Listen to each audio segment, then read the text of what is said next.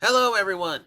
So, we finally know what Project Yellow was, and remember the speculation video I did when all that was like so mysterious? You know, what is complete style gigantic? What is Dream Together? What is Project Yellow? And we just got to speculate all these wild things. Did you ever believe that Project Yellow would turn out to be more disappointing than both of Bandai Japan's announcements?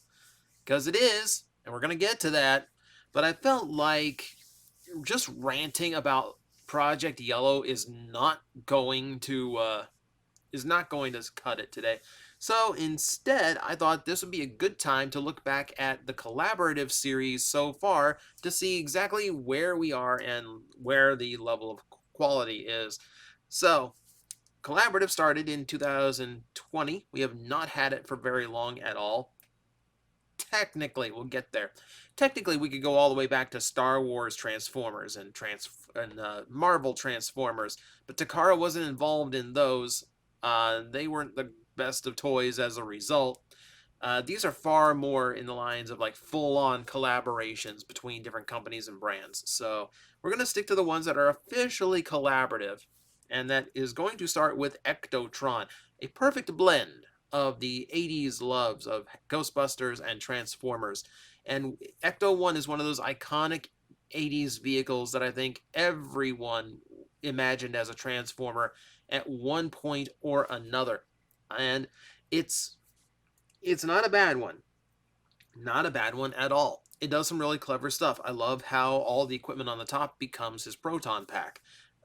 It is a derivative mold. It is based on Combiner War Onslaught, but you wouldn't know it unless you like transform both the toys back to back. Like a lot of these like remolded collaboratives go out of their way to like really change things up.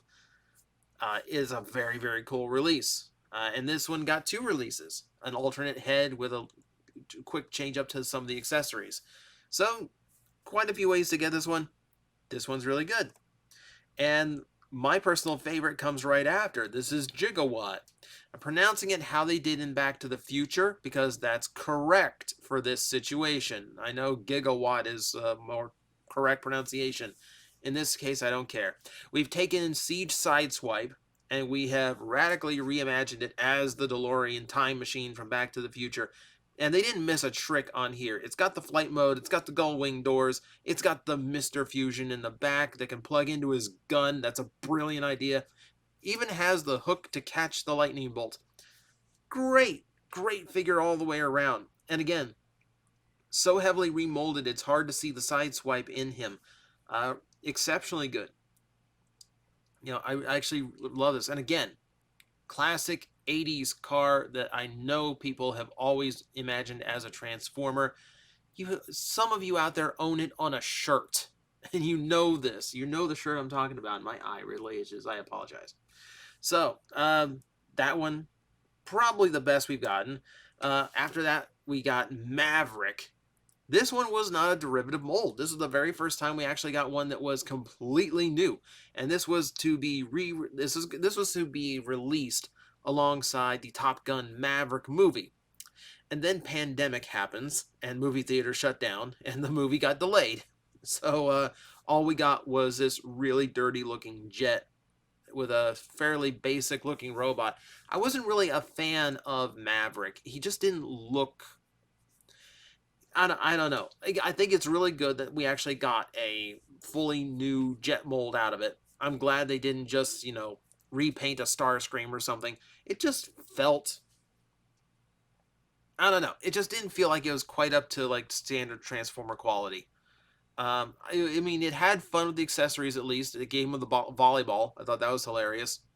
This one they announced they're going to reissue it in celebration of the actual release of Maverick. They've updated the box and everything. They took the volleyball out though. They kept the useless little motorcycle, but they took the volleyball accessory out. It's so stupid. Yeah, I never got this one myself. It's never piqued my interest enough. Who knows? Now that it's going to be like readily available again, maybe. Here's another one, Expanse. So this is a safe one. It's a head, like it's It's based on Studio Series Jetfire, and that does make it one of the more complex figures to transform. I don't really have fun transforming this figure, and I really don't think it's that great of a crossover. Aside from, I don't know, aside from just kind of like a lackluster kind of vibe to it, it's got like classic 90s X-Men colors and body style. It's got elements of traditional X-Men. Cyclops' visor is on his head, but it doesn't cover his eyes. He's got these Wolverine claws that look like Psylocke's psionic energy. It's it's an okay release that forms like an okay version of the X-Men Blackbird. Um, all around, I think better. All around, I think this could have been done better. It's not a bad idea, but it's a safe idea because Hasbro has the license for Marvel. So you're not really collaborating with anyone different in order to get this out. You're not going out of your way to create something for, a licensed movie or character or like some kind of crossover. This is all done in-house, which makes it a little less interesting and a little bit more like if Transformers Marvel crossover toys had continued long enough. It's okay. I think it could have been better. Next up, we are looking at Tyrannicon Rex and Autobot JP93. We're now going into 90s properties a little bit more properly. X-Men, you could argue. This, yeah, Jurassic Park, all 90s. And this one was divisive. So, on one hand, most of this went into the Kingdom Megatron repaint that did get a new head, but otherwise is the same figure, which at the time is pretty lackluster for this toy line. That said, I defend that figure because the paint job on the T-Rex mode, which is the important mode for the figure, by the way, is absolutely lavish. It is ridiculous how much paint is on that toy in order to get the look of the Jurassic Park T-Rex correct. Also featuring a very heavy paint job is Autobot JP93, the tour truck from the movie, and that one actually is extremely well painted as well. And it's also a completely new mold. I have seen a lot of people who still think the JP93 is a pre-tool of Legacy Skids. They are vastly different toys. They look similar in both modes. I understand that. They get back and forth between them completely differently. They are not pre-tools of each other. And I own both, so don't at me on that one. But the set is really expensive. This set was over $100 for what amounts to a, at the time, $50 leader and $22 deluxe. So a lot of people couldn't see it. The fact is that this was a really hard license to get for Hasbro, because the master license, I believe, is Mattel right now. So they had to go through the enemy in order to get this license done for one release. And it's weird. I remember I've walked into a Target and I've seen a set that looks exactly like this, except it's the actual Jurassic Park toys. So it's like the actual T-Rex and the actual truck. And it looks exactly like this. So you can kind of understand where they had to jump through a lot of extra hoops to get this. And the fact that there is such like an extreme amount of paint on this, and you're getting a completely unique figure, it's still expensive. It's still a really expensive set. I do like the set for what it is, but I will acknowledge it is overpriced. It is absolutely overpriced. But yeah, when I'm not determining this, but I'm not like grading any of these by monetary amount. If it is worth that, that is a personal decision. Like if it's worth it to you, then it's worth it. Plain and simple, period. End of story. I do think this is a really, really worthy set, though. Next up, we have Balantron, which is J Balvin cross Transformers. Not a collaborative I ever would have actually expected.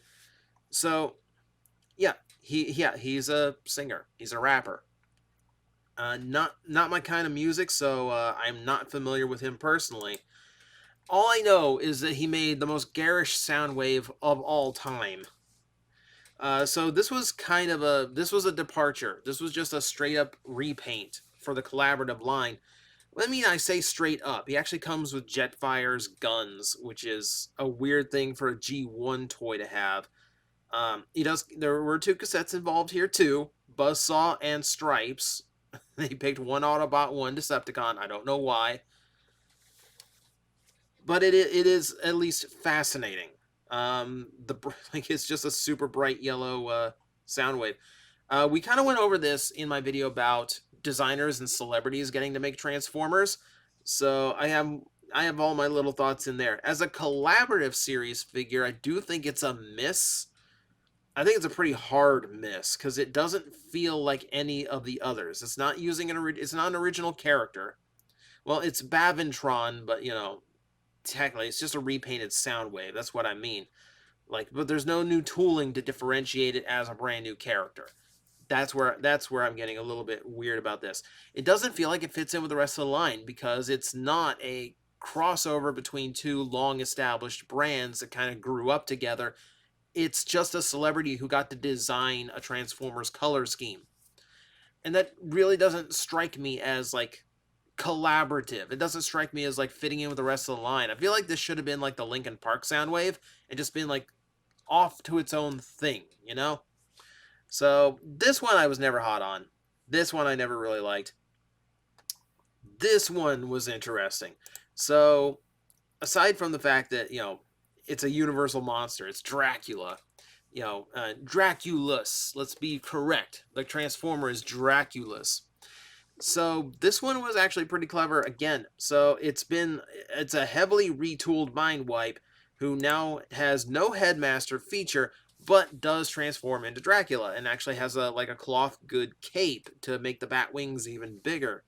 It's kind of funny. I'm not even sure why it needs to have the bat wings any bigger, but it's an option you have. This one is fun.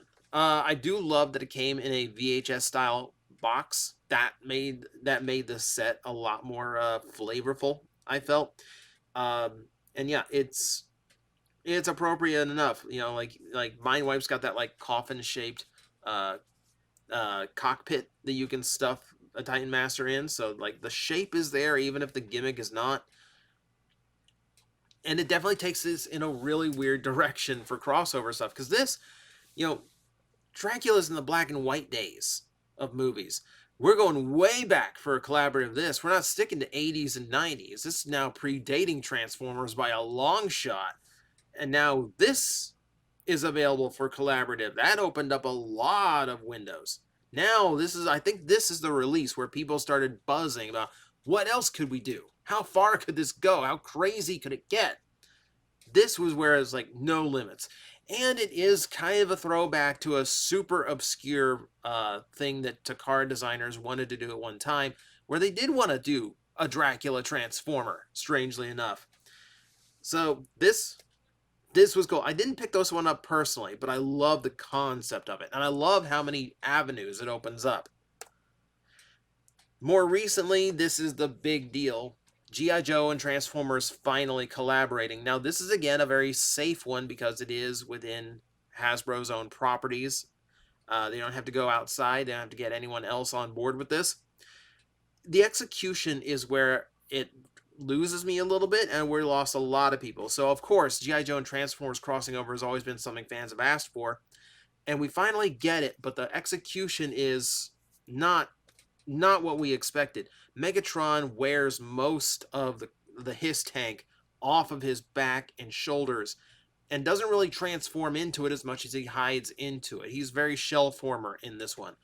And it's really a disservice. I thought just making a black G1 Megatron, not worrying about like getting the G1 character into that vehicle so much, would have made this a lot nicer and would have given us a lot better look at what this could have been and like how well integrated the two could be.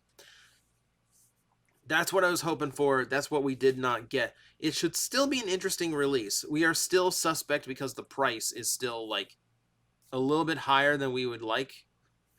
And this time we don't have the licensing excuse that we did with the Jurassic Park set.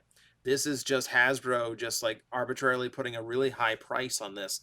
I assume because it's just huge. Like it has to fit a 3 3/4 inch figure. We'll see. We'll see. Once people get it in hand, I think we'll actually see if it's actually worth that money or not. But we already know we're getting Bumblebee as well. He is smaller, he is cheaper, he's more integrated, but again, he kind of gets lost in trying to make sure that GI Joe vehicle is as accurate as possible. So he gets a little bit odd, and I don't like the huge tires either. I do think it's a step in the right direction, and if they continue these, I definitely think Bumblebee should be the example they go by. I'm still begging you, like, you could have made the GI Joe vehicle in yellow, so he could have been a little bit more natural. I'm not one of those that goes like that should have been Beachcomber.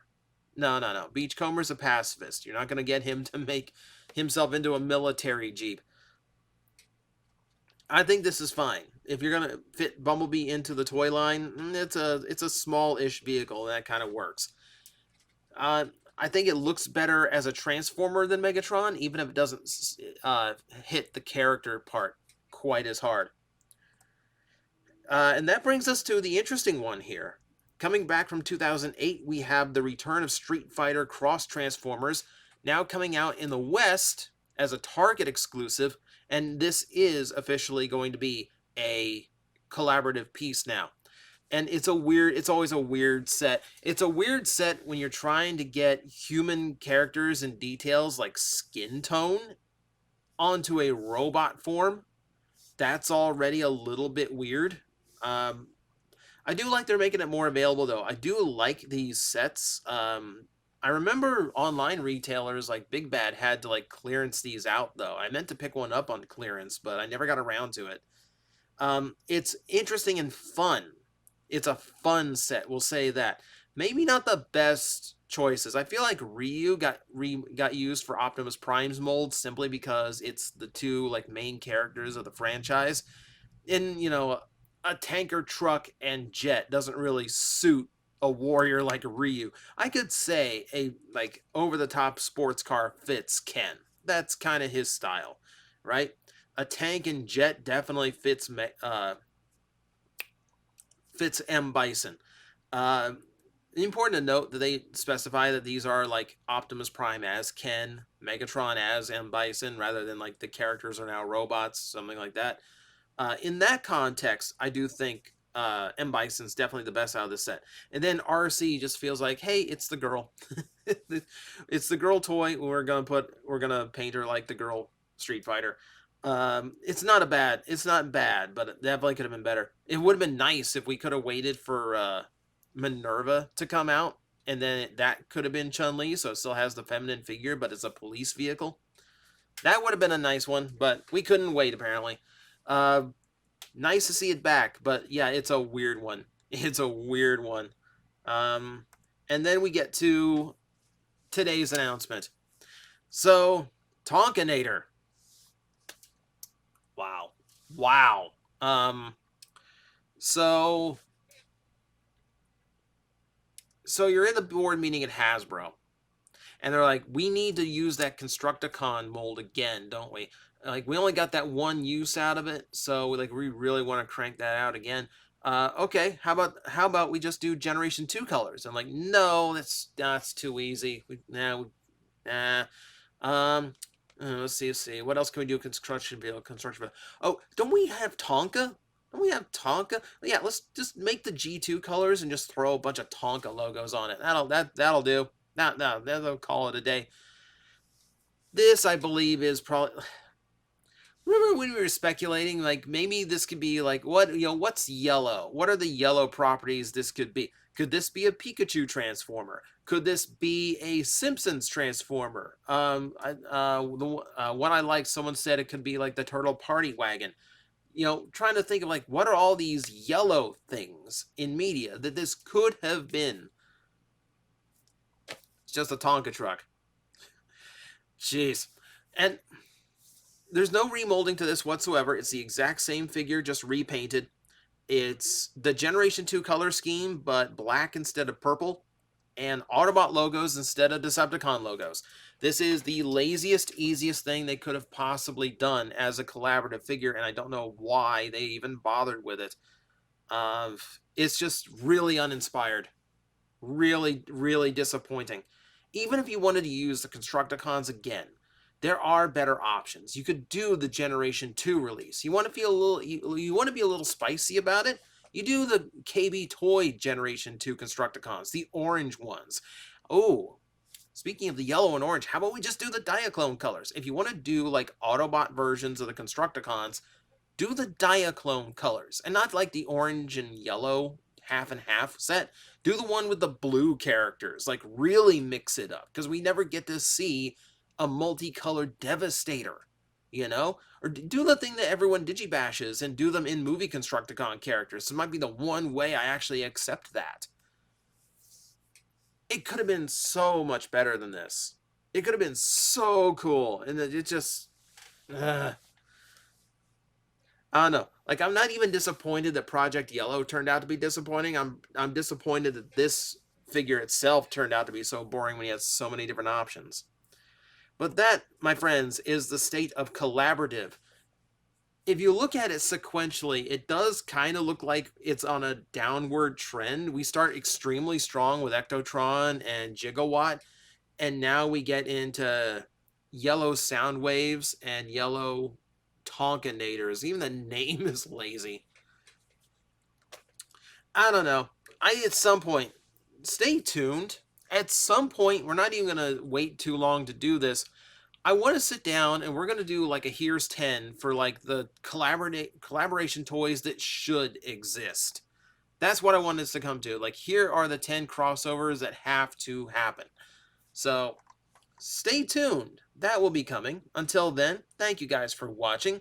I hope you are looking forward to Tonkinator. Despite, like, my opinions of it, I know there's some people out there who that is all for, and they are really hyped for it, and I'm glad you are. God, it could have been better. Guys, I am facing the most powerful enemy any YouTuber can face, the algorithm, and I need your help to defeat him. Hit the like button, hit the subscribe button, hit the notification bell, and leave a comment. Every time you do, we attack that algorithm and we drive it back until it can no longer defeat this channel. Thank you very much.